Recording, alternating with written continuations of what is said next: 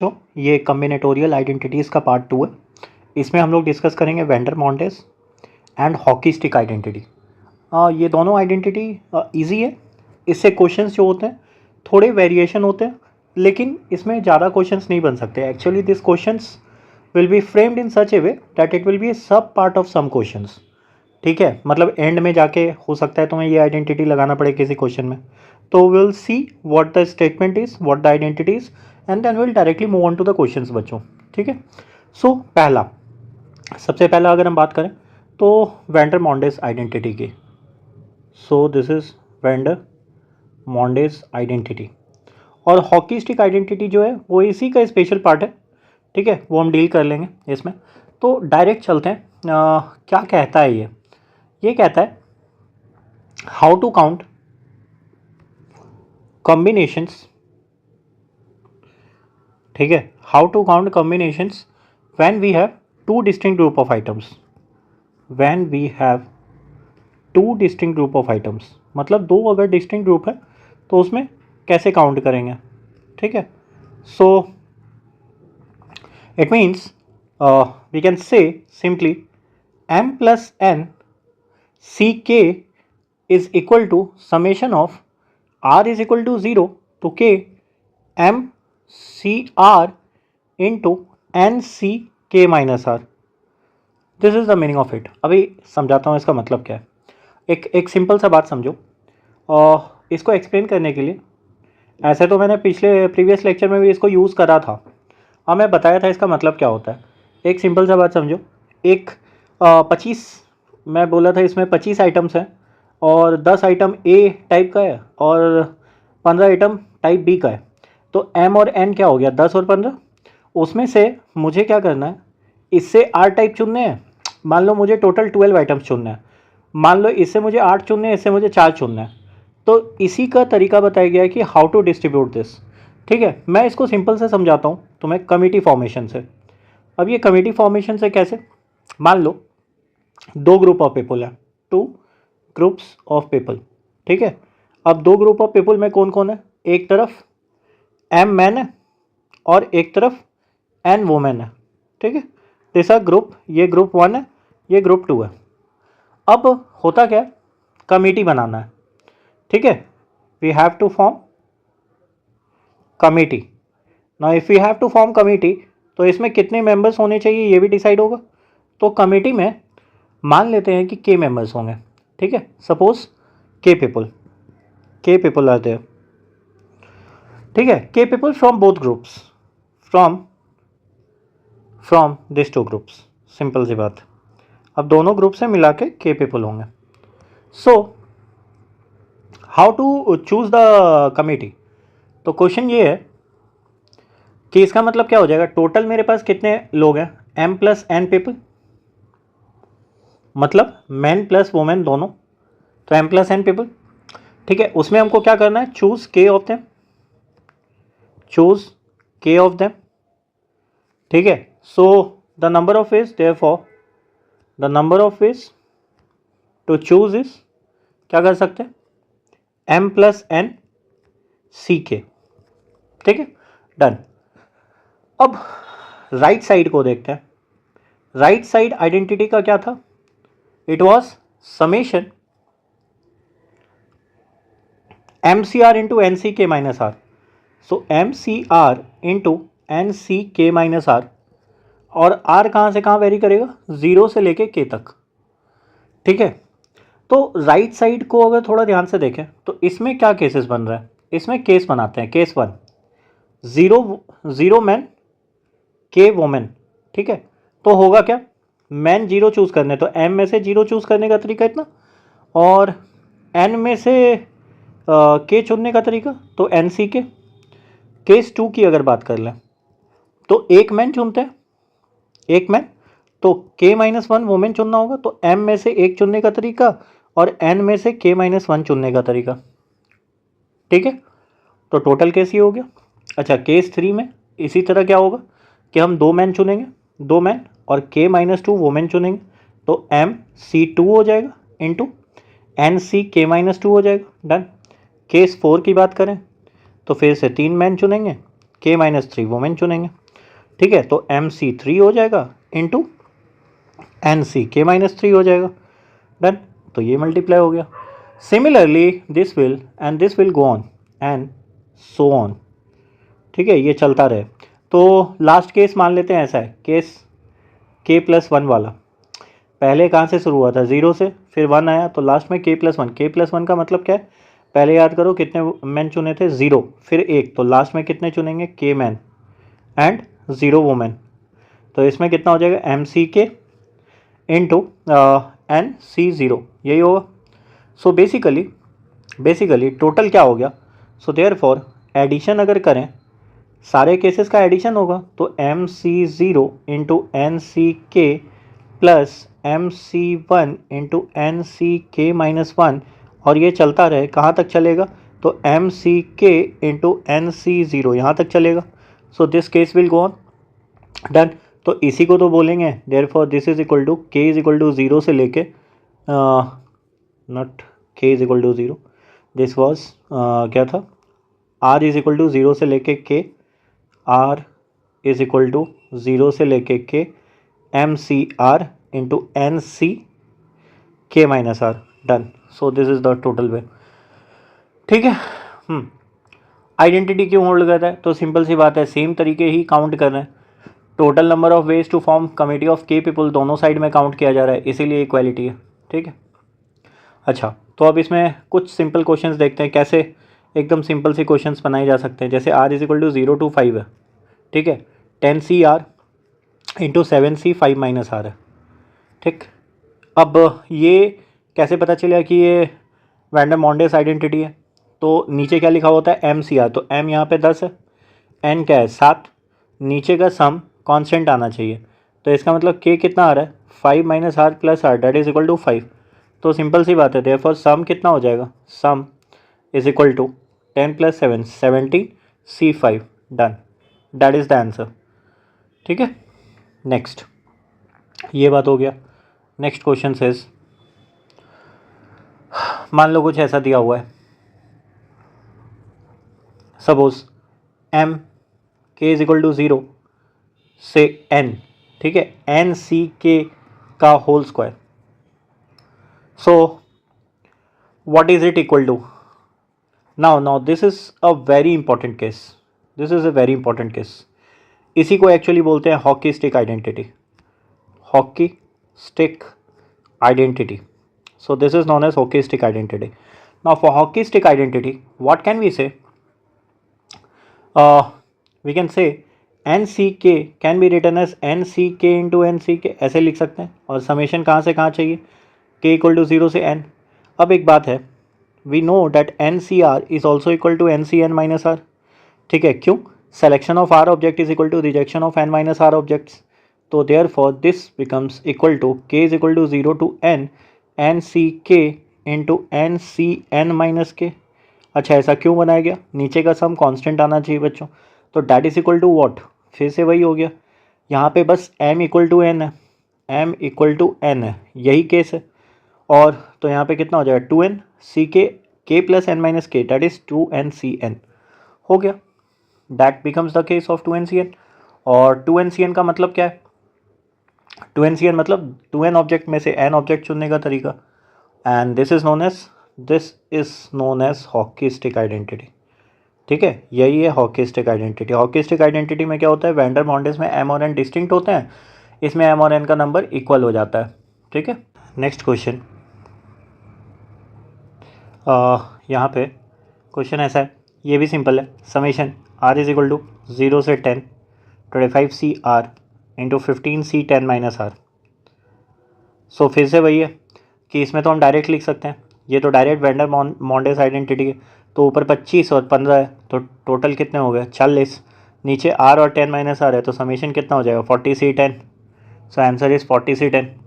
अच्छा, सिमिलरली अगर मैं एक और छोटा सा क्वेश्चन पूछूं कि summation S is equal to 0 K is equal to 0 से 12 and that is equal to 12CK का whole square, so what will you write, now again you will say, याद करो ये क्या था, NCK का होल स्क्वायर, ठीक है, K जहाँ की 0 से एन तक था तो इसका वैल्यू कितना होता था 2n/Cn। That was what hockey stick identity. तो यहाँ पे तो हम डायरेक्ट लिख सकते हैं डैट इज़ 24C12। क्यों? n क्या है यहाँ पे 12, तो 2n कितना हो जाएगा 24। सो आंसर इज 24C12। ठीक है, जिन बच्चों को नहीं समझ में आया मैं उनको फिर से यहाँ पे लिख देता हूँ 12CK इंटू 12CK की जगह क्या लिख सकता हूँ 12 - K। ठीक है, समेशन करना है इसका 12C 12 - K। तो समेशन कहाँ से करना है k इज इक्वल टू 0 से 12। फिर तो वही बात हो गया, वेंडर मॉन्डेस लगा दो 12 12 24 टोटल और c 12 - K plus K 24C12। या तो याद रखो हॉकी स्टिक आइडेंटिटी या फिर वेंडर मॉन्डेस से काम चला लो। नेक्स्ट क्वेश्चन सेज, क्वेश्चन ऐसा है find s is equal to summation j is equal to 0 से 20j 20cj and 10c 20 - j। Now this is the question. अब how would we deal with it? इसमें क्या हुआ, इसमें कि हम डायरेक्ट वेंडर मॉन्डेस नहीं लगा सकते। क्यों नहीं लगा सकते? तो भाई एक j एक्स्ट्रा आ गया है। So if j is extra तो how to find the solution? तो यहाँ पे हम क्या करेंगे, फिर से हम वो लगाएंगे absorption identity. So what do you mean by absorption identity? ये मैं पढ़ाया हूँ पिछले लेक्चर में, प्लीज़ वॉच इट। मैं कह रहा हूँ j into N c j can be written as j into n factorial by j factorial into n minus j factorial. ठीक है, j factorial into n minus j factorial. तो j और j - 1, तो एक काम करते हैं j कटा के नीचे j - 1 कर लेते हैं और यहाँ भी n - j कर लेते हैं। ठीक है, ये ठीक है। और एक्चुअली n को n इंटू एन - 1 फैक्टोरियल लिखा जा सकता है, तो n बाहर कर लो n - 1 फैक्टोरियल। तो बेसिकली ये कितना हो गया बच्चों n इंटू एन - 1 Cj - 1। तो ये होता है आइडेंटिटी। ठीक है, so how to use it, let's see. तो यहाँ पे क्या हो जाएगा बच्चों, बेसिकली दिया क्या है j इंटू 20Cj। तो इसका मतलब ये क्या हो जाएगा, that is equal to n मतलब 20 इंटू 19Cj - 1। ये चलेगा। अब 19Cj - 1 हो गया तो अब तो आ गया ना। कैसे आ गया? Now it becomes very easy. Therefore अब हम s को क्या लिख सकते हैं, j इज इक्वल टू, देख लो मैनिपुलेशन कैसे करना है, this is important. j is equal to 0 से 20 एंड j इंटू 20Cj के जगह 20 into 19Cj - 1 into 10C 20 - j। ये है। तो इस केस में बच्चों therefore s will be equal to 20 तो मैं बाहर निकाल सकता, j इज इक्वल टू 0 से बार बार नहीं लिख रहा, आप एक काम करो डायरेक्ट यहाँ पे समझो कि अब ये जो नीचे है ये तो सम करके कितना आ रहा है 20 - 1 डैट इज़ 19 और ऊपर में कितना आ रहा है 19 + 10 20। क्यों? j 0 से 20 तक सारे जा रहे हैं। ठीक है, सो अच्छा एक और बात, यहाँ पे j 0 से 20 सारे जा रहे थे बट जैसे ही वैल्यू लगेगा n - 1 का, नाउ दिस इज़ इम्पॉर्टेंट, एक चीज़ यहाँ पे मिस हो गया। यहाँ पे एक बात समझो कि j इज इक्वल टू 1 आ जाएगा। क्यों? मैंने पिछले लेक्चर्स में भी आपको बोला था कि जब एक फैक्टर्स कट रहे हैं तो ये j 0 का मतलब तो कुछ होता नहीं है, तो j इज इक्वल टू 1 से आ जाएगा। तो 1 से 20 की बात चली है, तो 1 से 20 की बात चली है मतलब टोटल कितने हो गए, वही सेम 29 वाला केस। तो टोटल कितने हो जाएंगे 20 तो बाहर में है into what is the value 19 + 10 that is 29 and C 19 done. So this is the answer. So 20 into 29C 19. ठीक है, नेक्स्ट क्वेश्चन सेज, क्वेश्चन ऐसा है बच्चों कि evaluate s is equal to summation i is equal to 0 से 7। ठीक है, 7CI into 15CI।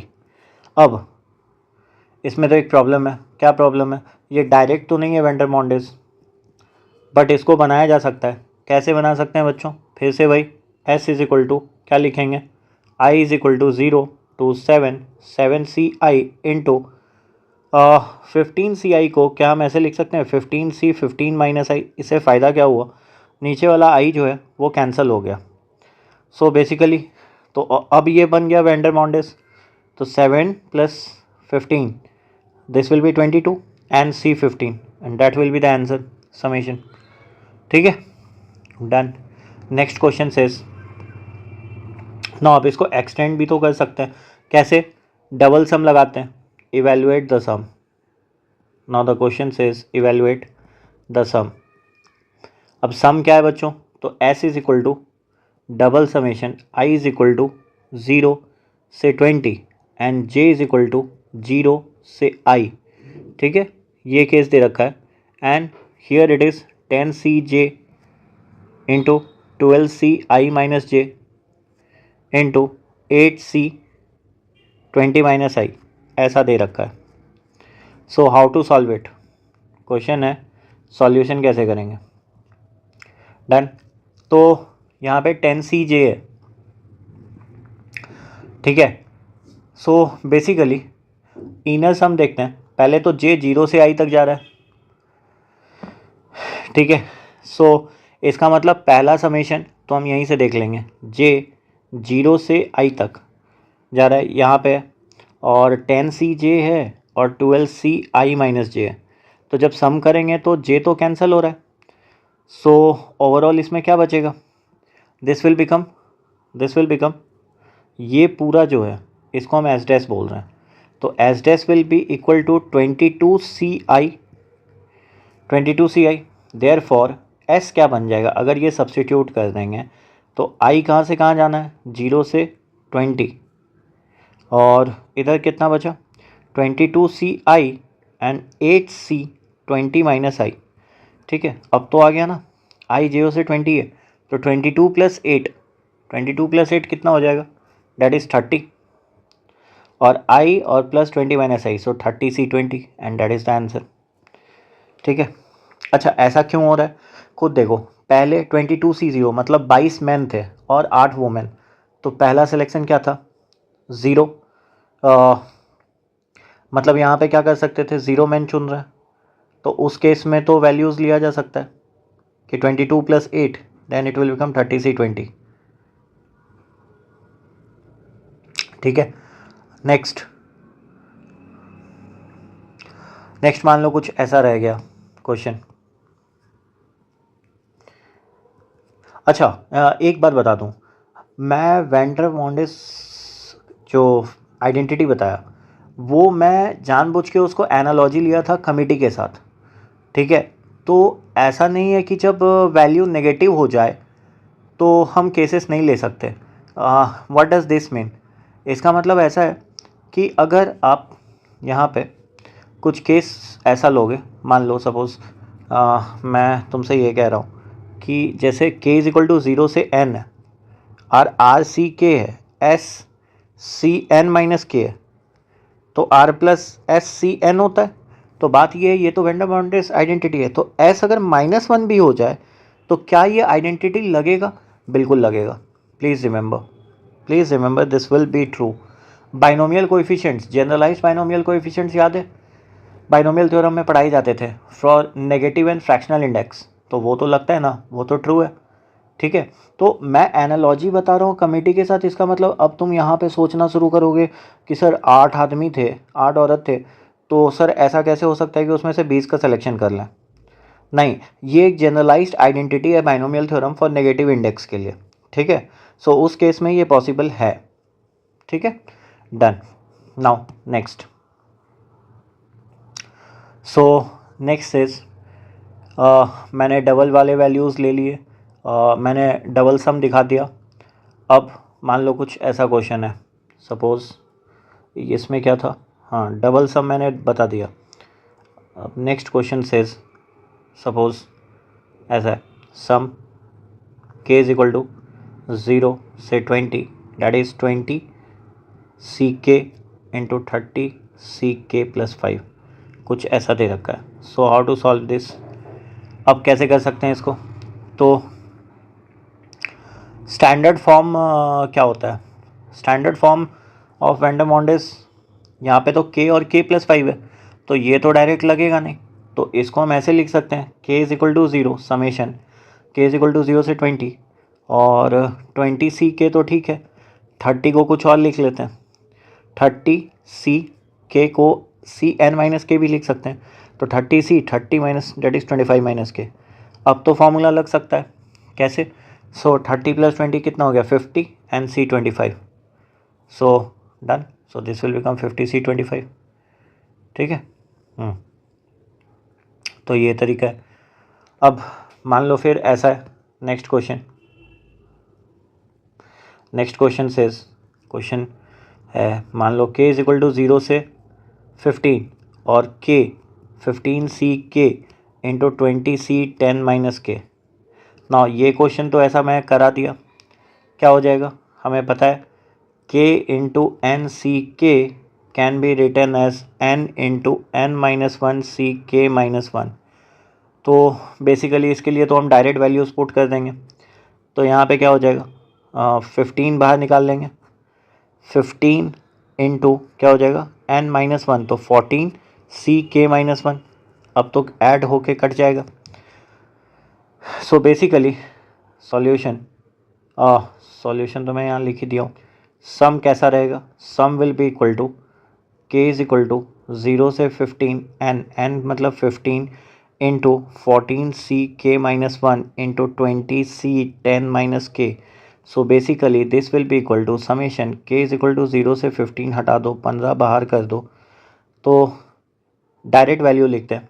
Let's write the value directly. 15 बाहर करो, K-1 और 10 - K, तो 9 बचा और ऊपर में 34, सो 15 into 34 C9।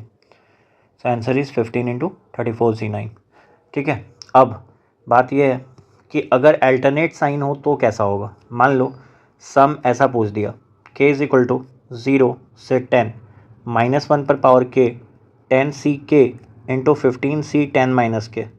Now what to do? अब क्या कर सकते हैं? तो ये -1 पर पावर k कैसे आ सकता है? -1 पर पावर k बिल्कुल आ सकता है। क्यों? किसी बाइनोमियल थ्योरम में अगर एक्सपेंशन नेगेटिव आ जाए तब तो आ ही सकता है ना। जैसे मैं एक एग्जांपल देता हूँ, मान लो यहाँ जैसे लिखा है -1 पर पावर k 10CK। अब ये एक्सपेंशन किसका आया होगा? तो यहाँ पे 10CK है, तो कोएफिशिएंट ऑफ, इसको मैं ऐसे लिख सकता हूँ, coefficient of x to the power k in किस में? तो 1 - x टू द पावर 10, इसमें कोएफिशिएंट 10CK हो जाएगा। अच्छा, अगर फिर पूछोगे कि 15C 10 - K ये किसके लिए होगा, ठीक है। तो इसका कोएफिशिएंट, या हम इसको दो तरीके से कर सकते हैं। हम पहला तरीका और सिंपल तरीका हम ये बोल रहे हैं कि 1 + x टू द पावर 15 में कोएफिशिएंट किसका मांग रहे हैं? x to the power 10 - K का कोएफिशिएंट हो गया, यही मतलब है। सो बेसिकली सम क्या है? देयरफॉर इसका सम कितना हो जा रहा है? तो सम हो रहा है coefficient of x to the power 10 in the product of this polynomials. मतलब मैं क्या मांगा तुमसे, ये पॉलिनोमियल दिखा, ये पॉलिनोमियल दिखा, दोनों का प्रोडक्ट हो जाएगा। अरे यही तो करना है ना। यहाँ पे 10CK और 15C 10 - K प्रोडक्ट में, तो प्रोडक्ट कर देते हैं, ठीक है। So basically what will be the value? इसको ऐसे करते हैं, देयरफॉर एक साइड में s है, एक साइड में s का वैल्यू कहाँ से कहाँ है? k = 0 से 10 तक गया था, साथ में -1 पर पावर k गया था, साथ में 10CK × 15C 10 - K गया था, 15C 10 - K। अब मैं क्या कह रहा हूँ कि मुझे क्या चाहिए था? Coefficient of x to the power k और x to the power 10 - K। तो इसका मतलब मैं क्या कहूँगा, नाउ वी एक्सपेंड। कैसे एक्सपेंड करेंगे? इसको इक्वेशन 1 मानते हैं, इसको इक्वेशन 2, दोनों को मल्टीप्लाई करो और 1 + x टू द पावर 5 को अलग कर लो। तो इसका मतलब बचा क्या अंदर में? 1 + x to the power 10 into 1 - x to the power 10 that is equal to 1 - x² पर पावर 10। तो 1 - x² पर पावर 10 का जनरल कोएफिशिएंट कैसे होगा? सम कैसे लिखाएगा? 10CJ, ठीक है। j कहाँ से कहाँ वेरी कर सकता है? 0 से 10 के बीच में, और इसका कोएफिशिएंट कितना होगा? -1 और पर पावर j, ठीक है, और x to the power 2j, ये हो गया, ठीक है। नेक्स्ट, अब 1 प्लस एक्स पर पावर 5, 1 प्लस एक्स पर पावर 5 की बात करें तो यहाँ पे ये कितना हो जाएगा, sum p is equal to 0 से 5c और x to the power p। तो हमको कोएफिशिएंट किसका चाहिए, कोएफिशिएंट की बात चल रही है 10, तो coefficient of x to the power k था और x to the power 10 minus k, तो कोएफिशिएंट किसका चाहिए, सम ऑफ कोएफिशिएंट कितना आ रहा है, k प्लस 10 माइनस k, तो ऑफकोर्स हमको कोएफिशिएंट कितना चाहिए, x टू द पावर 10 का कोएफिशिएंट चाहिए। So therefore we need coefficient of, किसका coefficient of x to the power 10 in the product, किसका प्रोडक्ट का, तो यहाँ पे नाम लिख देते हैं, ये प्रोडक्ट A हो जाएगा और ये प्रोडक्ट B, तो A इंटू बी की बात चल रही है, ठीक है। अब A इंटू बी है तो P प्लस 2J हो जाएगा कोएफिशिएंट, ठीक है। क्यों, यहाँ से 2J आ रहा है और यहाँ से P आ रहा है, तो बेसिकली पॉसिबल पेयर्स क्या होंगे, 2J plus P will be equal to 10, ठीक है। अच्छा, अब एक काम करते हैं, J को 0 ले लेते हैं। अच्छा, P मैक्स टू मैक्स कहाँ हो सकता है, P shall be less than equal to 5, remember P 5 से कम होगा, तो अगर J को 0 ले लिए तो P कितना हो गया, 10, this implies P is equal to 10, ये तो गलत हो गया, ठीक है। फिर J को 1 ले लिए तो this implies P is equal to 8, अब P is equal to 8 true और फॉल्स, तो P 8 भी नहीं हो सकता क्योंकि P 5 से कम होना है, तो J इज इक्वल टू 2 ले लेते हैं, तो J इज इक्वल टू 2 लेंगे तो P इज इक्वल टू 6 हो गया, ये भी गलत है। फिर J इज इक्वल टू 3 ले लेते हैं, जब J इज इक्वल टू 3 लेंगे तो P 4 हो जाएगा, दिस इज ट्रू। तो फिर वैल्यू कितना आएगा, J 3 है तो J 3 है तो 10C3, J 3 तो 10C3 माइनस 1 पर पावर 3, और इधर कितना है, तो P कितना आया 4, तो 5C4 इंटू 5C4, यही होगा coefficient. So this will B 10C3 मतलब 10, 9, 8 और 6, और इधर -1 और 5C4 मतलब 5, तो इधर कितना हो गया, 3, 3, 9, 2, 5, 15, 120, that is -600, so this is -600। Next case, J is equal to कितना है, J इज इक्वल टू 4, तो J अगर 4 है तो यहाँ पे पुट करते हैं 8, तो P कितना हो गया 10, P हो गया 2, तो P अगर 2 है तो फिर से क्या, ये टर्म तो वैलिड है, तो इसके लिए कोएफिशिएंट कितना आएगा, सो 10C 4 हो जाएगा और -1 पर पावर 4 हो जाएगा, और 5C कितना हो जाएगा 2, सो बेसिकली ये कितना हो गया 10C4, 10, 9, 8, 7 डिवाइडेड बाय 6 तो हट गया 24, 8, 3, 24, 3, 3, 9, 7, 3, 21, 210, और 5C2 कितना होता है, that is 10, so this will be 2100, ठीक है। फिर J कितना होगा 5, J 5, तो फिर 2J 10, तो P कितना हो गया 0, तो फिर लास्ट वाला केस कितना होगा 10C5 -1 पर power 5 into 5C0, done. So this will be what, मान लो यहाँ पे कितना हो जाएगा -252 इंटू 1, सो answer is -252। So basically sum कितना हो गया ओवरऑल सारे कोएफिशिएंट का, so sum will be -600 plus 2100 -252, so this will be 1500 -252 and that is equal to 1248, done। next question says, next question बच्चों क्या कह रहा है, मान लो find coefficient of similar question है, x to the power 7 in expansion of 1 plus x पर power 10 into 1 plus 2x पर power 5, ठीक है। किसका क्वेश्चन निकालना है, तो x टू द पावर 7 का निकालना है। So basically how we are going to do this, तो पहले जनरल टर्म लिख लेते हैं 1 प्लस एक्स पर पावर 10 का, जैसे पहले करे थे, तो summation 10CI x to the power i कहाँ से कहाँ वेरी कर रहा है, 0 to 10, ठीक है। नेक्स्ट 1 प्लस 2x पर पावर 5, सो ये कितना हो जाएगा, j इज इक्वल टू 0 से 5, और ये बन गया 5CJ, सो 2x पर पावर j, ठीक है, डन। So basically this will be written as j is equal to 0 से 5 5cj 2 to the power j और x to the power j। अब हमें चाहिए क्या, हमें x टू द पावर 7 का कोएफिशिएंट चाहिए, x टू द पावर 7 का कोएफिशिएंट। तो x टू द पावर 7 का कोएफिशिएंट किस में चाहिए होगा? सो बेसिकली ये तो मल्टीप्लिकेशन है, तो इसको भी मल्टीप्लाई करेंगे। तो जब इस साइड में मल्टीप्लाई करेंगे तो x टू द पावर क्या हो जाएगा, x का पावर i प्लस जे हो जाएगा, और i प्लस जे इसका मतलब x टू द पावर 7 होना चाहिए। सो देयरफॉर i प्लस जे कितना होना चाहिए, दैट इज इक्वल टू 7, ठीक है। सो अब coefficient of x to the power 7 निकालने के लिए यहाँ पे क्या कर सकते हैं, देयरफॉर अच्छा आइडेंटिटी कैसे यूज़ करेंगे, वेंडेमॉर्ट्स। तो बेसिकली इसमें क्या लगाएंगे, मुझे क्या चाहिए, coefficient x to the power 7 का चाहने के लिए क्या कर सकते हैं, i इज इक्वल टू 0 से 7 coefficient of x to the power i from किसके साथ, फर्स्ट पॉलिनोमियल।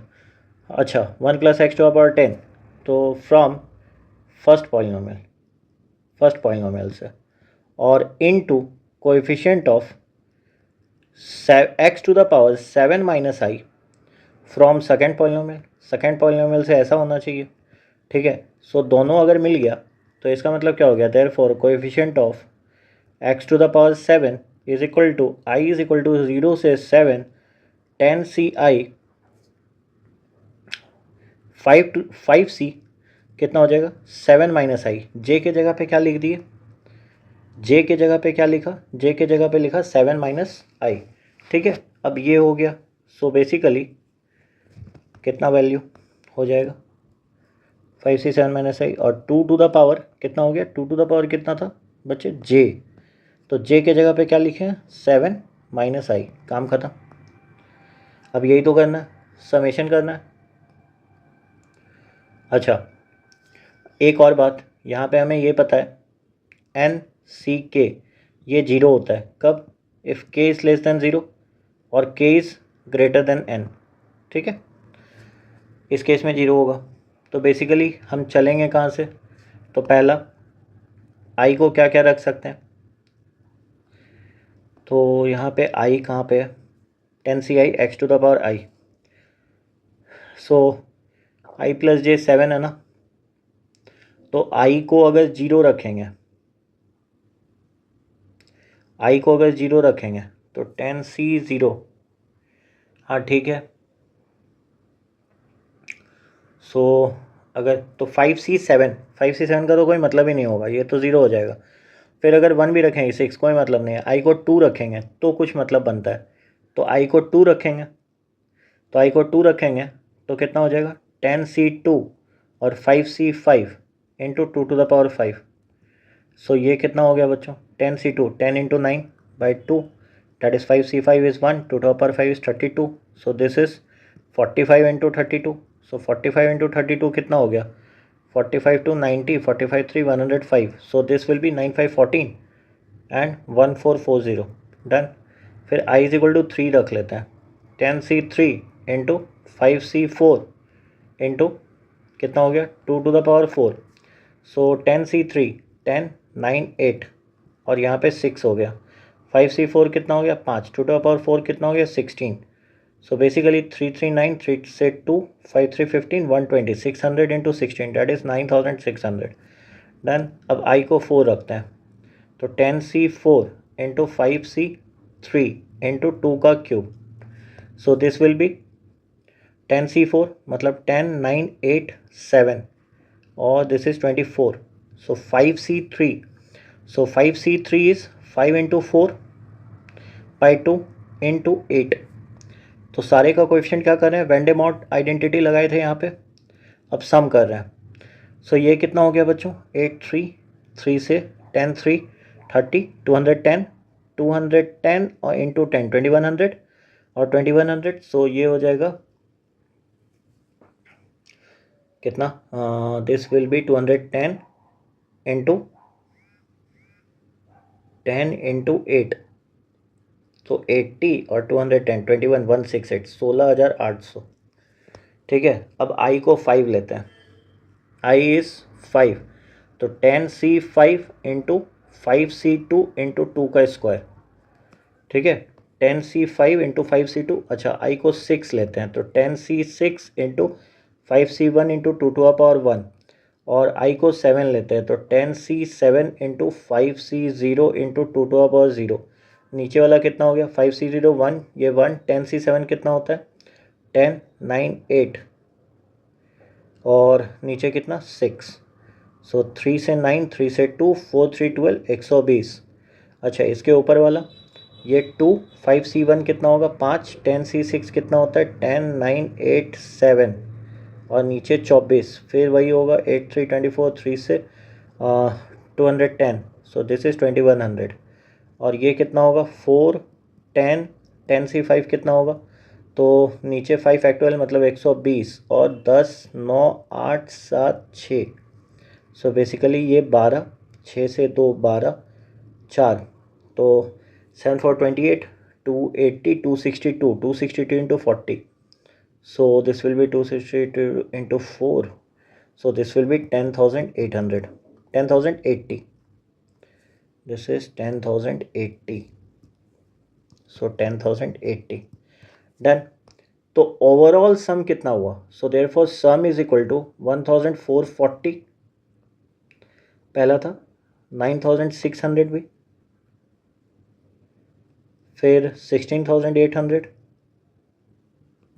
10,080, 2,100 प्लस 120।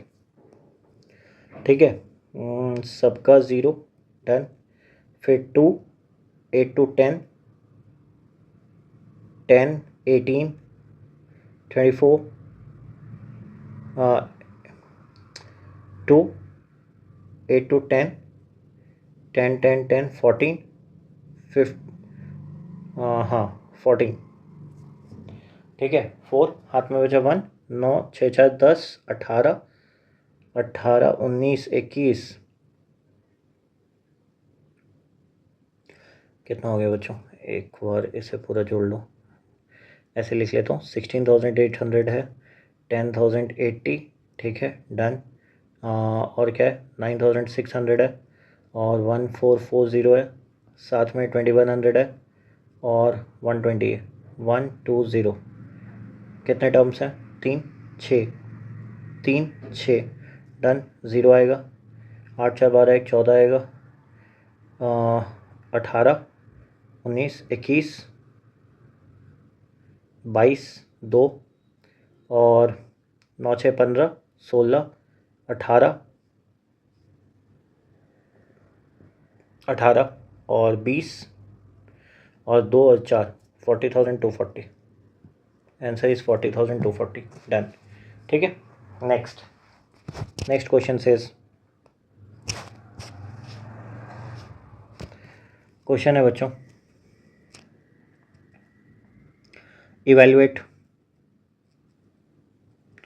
क्या है इवैल्यूएशन में, से s is equal to i is equal to 0 से 15, फिर summation j is equal to 0 से आई 15J 15 CJ 10CI माइनस जे, ये तो आराम से बन जाएगा, क्यों, पहले भी करा है। अब ये J और ये I मिलके क्या बनेगा 25CI 20CI, और summation I is equal to 0 से 15। सो बेसिकली मैं सॉल्यूशन बता रहा हूँ डायरेक्ट, ये दोनों तो सम होके इतना बन गया, कैसे, वेन डे मॉड्स आइडेंटिटी से। और फिर इसको क्या लिख सकते हैं, J इज इक्वल टू 0 से 15 25CI, और यहाँ पे क्या होगा 20C 20 माइनस आई, तो डन। तो ओवरऑल कितना हो गया, this will become 45 and C20, done. चलो ये ठीक है। नेक्स्ट, अच्छा अगर इसको जनरलाइज करें, so if we generalize Vandermonde's identity का जनरलाइजेशन तो अगर जनरलाइजेशन करें तो इसको कैसे लिखा जाएगा, इसको ऐसे लिखा जाता है कि summation i plus J plus के इज इक्वल टू एन है, ठीक है, और a सी आई है, b सी जे है और c सी के है। तो c के साथ ऐसे लिख लेते हैं, इट्स बेटर, क्योंकि c के साथ फिर c लिखेंगे तो वो अच्छा नहीं लगेगा। तो इसको ऐसे लिखते हैं a c i b c j and c k is equal to what, ये करना है। तो यहाँ पे क्या होता है कि ऐसा समझो कि मैं इस बार क्या कर रहा हूँ, इस बार पहले 2 क्वांटिटी होते थे, अब क्या है 3 क्वांटिटीज़, मतलब 3 distinct types a b c, और उसमें से हमें चूज़ कितने करने हैं, आई जे के, और तीनों का सम किसके बराबर है, कोई एन रैंडम नंबर, ठीक है। अरे पहले मैन वुमेन थे ना कमेटी में, अब चिल्ड्रन भी है मान लो, तो मैन वुमेन चिल्ड्रन 3 चीज़ हो गए, तो अब सिलेक्शन उनके बीच में करना है, ठीक है। तो जनरलाइज्ड कैसे लिखेंगे इसको, तो हम ये लिख सकते हैं कि ऊपर में a plus b plus c आ जाएगा, और बेसिकली इसको ऐसे लिखेंगे चूजिंग, मतलब a plus b plus c total sum है और उसमें से n ऑब्जेक्ट्स चूज़ करने हैं, हो गया। इसका मतलब I can write like this, मान लो एक सिंपल स्टेटमेंट है, ग्रुप 1 में n1 टीचर्स हैं, ठीक है, n1 teachers is there, group 2 में n2 टीचर्स हैं, n2 स्टूडेंट्स मान लो, ठीक है, सपोज n2 स्टूडेंट्स हैं, और ग्रुप 3 में n3 पेरेंट्स हैं, ठीक है, and this goes on, n3 parents हैं, ठीक है। और हमें क्या करना है, हमें लिखना है जनरलाइज्ड वैल्यूज़, और ये चलता रहे, मान लो nm तक चलता रहे। तो बेसिकली जनरलाइज्ड वैन-डे-मॉल्स आइडेंटिटी क्या होगा, n1 plus n2 till nm, ठीक है, combination with n objects for n objects, मतलब choosing n objects out of n1 plus n2 plus nm is summation of k1 plus k2 plus km till n, और यहाँ पे क्या लिखेंगे n1 k1 n2 k2 and so on nm km, done, ये हो गया, ठीक है। So let's see some of the examples, ये एग्जांपल से आसानी से समझ में आ जाएगा। जैसे एक बॉक्स है, ठीक है, उसमें 4 रेड मार्बल्स हैं, 4 red marbles, 3 blue marbles, 3 blue marbles, और क्या है, and 2 green marbles, 2 green marbles, okay. अब बोला क्या गया है, pick total of 3 marbles, 3 marbles choose करने हैं, how many ways, how many ways. तो एक तो सिंपल सा तरीका है सॉल्यूशन का, कैसे, अच्छा हम यहाँ पे वेरीफाई भी करेंगे सॉल्यूशन का, 4 रेड हैं, 3 ब्लू हैं, 2 ग्रीन हैं, इसमें बोला थोड़ी गया है कि कौन कितना है, तो टोटल कितने हैं, 9, 9 में से कितने सेलेक्ट करने हैं, 3, तो आंसर कितना आ गया 9 8 7 और डिवाइडेड बाय 6, सो 3 3 9, 3 दूनी 6 4, that is 84, that is the answer. अच्छा अगर कहोगे वैन-डर-मॉल्स आइडेंटिटी लगाने, तो ये कैसे लगेगा, चलो वेरीफाई करते हैं, वेरीफाई कैसे करेंगे, तीन टाइप के मार्बल हैं, तो K1 plus K2 plus K3 choose कर सकते हैं, रेड ब्लू और ग्रीन, तीनों का सम कितना होना चाहिए 3, तो कॉम्बिनेशन क्या क्या हो सकता है, या तो 3 0 0 चूज़ कर लो, या फिर 0 3 0 यूज़ कर लो, या फिर 0 0 3 यूज़ कर लो, एक तो कॉम्बिनेशन ये हो सकता है। तो 3 0 0 का मतलब क्या है, तीनों रेड चूज़ करें, 4C3 into 3C0 into 2C0, similarly इस बार 4C0 into 3C3 into 2C0। अच्छा उसके बाद ये वाला केस तो पॉसिबल है ही नहीं, क्यों भाई, मार्बल ही 2 ग्रीन है, तो 3 कैसे चूज़ करेंगे इसमें। सो एक तो ये हो गया, 4C3 कितना होता है 4, और 3C3 कितना होता है 1, तो 4 और 1 इधर हो गया। अच्छा उसके बाद क्या कम्बिनेशन हो सकता है, 2 1 0, फिर 2 0 1, इसमें फिर 1 2 0 हो सकता है। मतलब मैं क्या कर रहा हूँ, 2 को फिक्स रखा, फिर 1 को फिक्स रखूँगा, फिर 1 0 2 हो सकता है, ठीक है। फिर इस बार किसको, 0 को फिक्स रखूँगा, 0 1 2, फिर 0 2 1, यही सारे केसेस हैं। अच्छा, एक और केस हो सकता है 1 1 1, काम ख़त्म। अब इसको सेलेक्ट करने का तरीका, 4 C2 3 C1 इंटू 2 C0। अच्छा, ये सारे आप मल्टीप्लाई करके जब ऐड करोगे तो आप देख लेना कि 84 आएगा, ठीक है। जस्ट मैं यही कह रहा हूँ कि वेरिफिकेशन करने में आपको ऐसे करना होगा, ओके।